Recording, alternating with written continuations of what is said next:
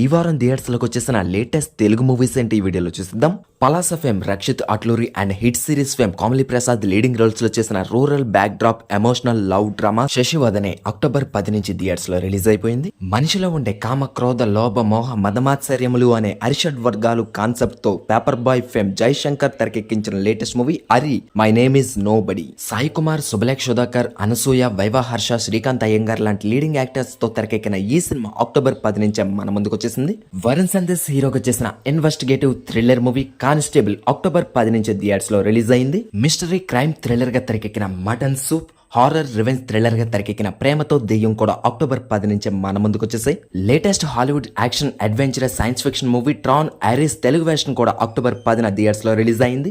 Recent గా Malayalam and తమిళ్లో release అయి సక్సెస్ఫుల్ గా రన్ అవుతున్న action sports thriller movie Balti Telugu version October 10 నుంచే మన ముందుకు వచ్చేసింది. సస్పెన్స్ థ్రిల్లర్ గా తెరకెక్కిన Kannada movie room number 111 Telugu version కూడా అక్టోబర్ 10న థియేటర్స్ లో రిలీజ్ అయింది. మల్టీ లాంగ్వేజెస్ లో తెరకెక్కించిన adventurous romantic thriller drama on the road Telugu version కూడా అక్టోబర్ 10నే మన ముందుకు వచ్చేసింది.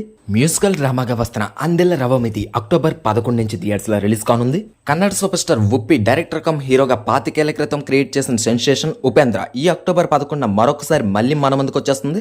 Super star Mahesh Babu and మాటల మాంత్రికుడు త్రివిక్రమ్ కాంబినేషన్ లో 15 ఏళ్ల క్రితం వచ్చిన యాక్షన్ ఎంటర్టైనర్ మూవీ కలేజా ఈ అక్టోబర్ 12 మరొకసారి మళ్ళీ వచ్చేస్తుంది.